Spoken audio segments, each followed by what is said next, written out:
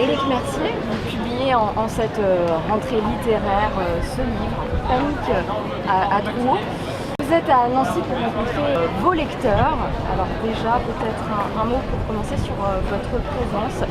À Nancy, vous êtes nancéen d'origine. Effectivement, comme vous le dites, si vous voulez, c'est pour retrouver des lecteurs ou des futurs lecteurs, mais c'est toujours avec plaisir que je reviens en Lorraine et à Nancy en particulier, parce que je suis né à Nancy, j'ai fait ma scolarité à Nancy, j'ai étudié à Nancy et ma vie professionnelle a commencé à Nancy. Donc si vous voulez, je reviens, Nancy est ma ville de cœur, donc c'est agréable de venir dans un salon aussi important, mais aussi de retrouver la Lorraine. Alors comme vous le dites, si vous voulez, c'était le 9 septembre, donc hier, qu'a été publié mon troisième roman, qui s'appelle Panique à Drouot. Et là, ce qu'il faut savoir, si vous voulez, c'est que c'est le troisième avec des personnages récurrents. Donc ça, c'est un peu une suite, mais on peut tout à fait lire Panique à Drouot sans avoir lu mon premier roman, qui était un peu consacré, enfin tout en étant un polar, à la peinture de Bernard Buffet. Parlons donc de ce roman, c'est un polar qui nous plonge à nouveau dans le milieu de l'art. Oui. Et plus précisément dans le marché de l'art à Drouot, célèbre salle des ventes parisiennes. Et on commence avec un meurtre particulièrement sordide.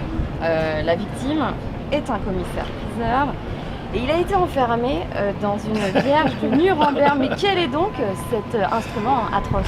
Alors, si vous voulez, je vais remonter un petit peu en arrière. Effectivement, si vous voulez, ce polar se déroule à l'hôtel Drouot.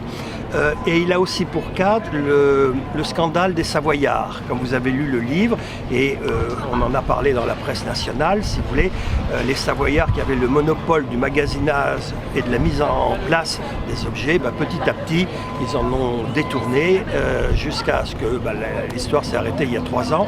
Donc j'aime bien que mes romans s'appuient aussi sur la réalité. Donc, comme vous le dites, on parle des commissaires-priseurs, et je vais revenir sur la Vierge de Nuremberg, mais c'est aussi une façon de découvrir ce fait divers, si vous voulez, qui est le détournement des objets par les Savoyards. Alors, la Vierge de Nuremberg, si vous voulez, je ne suis pas un spécialiste des outils de torture, je vous rassure, mon créneau c'est plutôt l'histoire de l'art, mais je trouve qu'il est important dans un roman policier de rapidement capter l'attention du lecteur. Les amateurs de polar, il faut les tenir en haleine. C'est pas du tout comme quand on écrit un livre d'histoire de l'art, ce que j'ai fait dans une autre vie. Et donc, il faut trouver une scène du crime qui accroche quelque part, si vous voulez.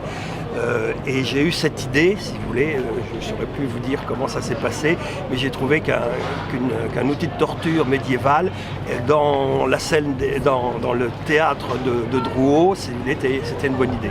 Alors précédemment, pour vous montrer que je suis toujours un peu dans la même composition, dans mon roman précédent, le cadavre était trouvé à Vincennes, dans une ferme pédagogique, et le cadavre était à moitié dévoré par les cochons. Mais juste une chose, mes livres ne sont pas du tout glauques, si vous voulez. J'essaye qu'il y ait une accroche qui fonctionne, mais après on est dans le domaine de l'art, si vous voulez, où les choses sont quand même pas du tout...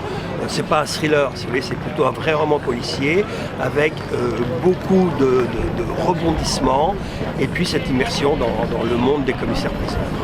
Alors il y a cette dualité aussi entre l'obscurité, la lumière. L'art, c'est un milieu que vous connaissez. Vous êtes docteur en histoire de l'art. Peut-être un mot là-dessus. Alors si vous voulez, effectivement, vous le dites, si vous voulez, j'ai eu plusieurs vies. Bon, je ne suis pas le seul, mais moi j'ai eu plusieurs vies. J'ai travaillé 25 ans dans la finance. Et puis, voilà, à un carrefour de ma vie, j'ai décidé de retourner à la fac, à Nancy, ici, boulevard Albert Ier.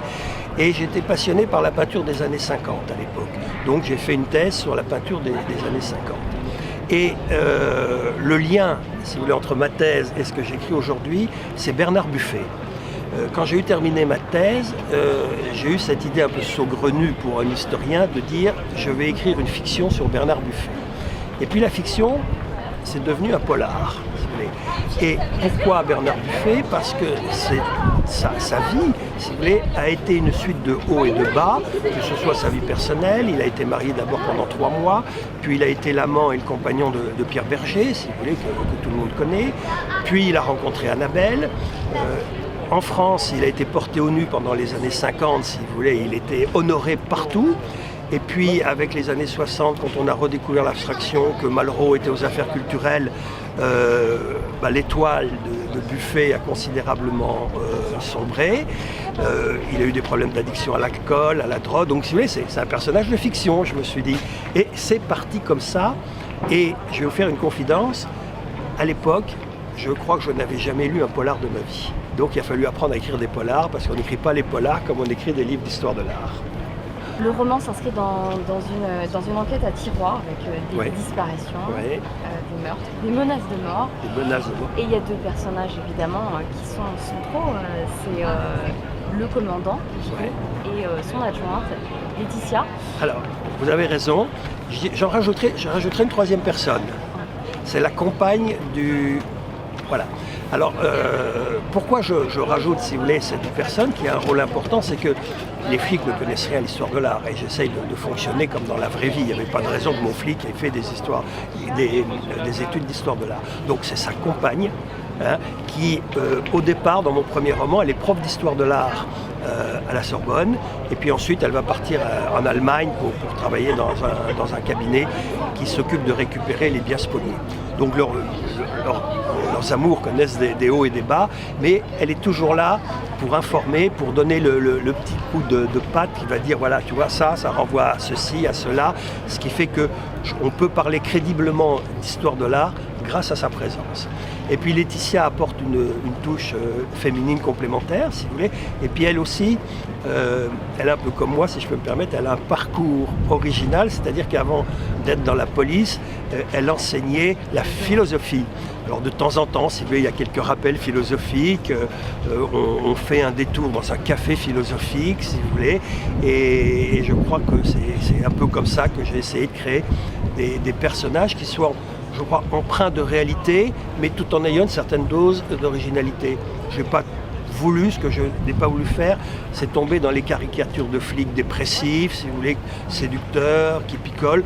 Non, c'est un mec comme tout le monde, si vous voulez, avec une vie qui connaît des hauts et des bas, si vous voulez, sa vie sentimentale est un peu compliquée, et puis dans les enquêtes, c'est pas toujours lui qui trouve la bonne intuition, c'est souvent Laetitia qui va lui mettre le doigt sur dire tiens, tu vois, il y a ça.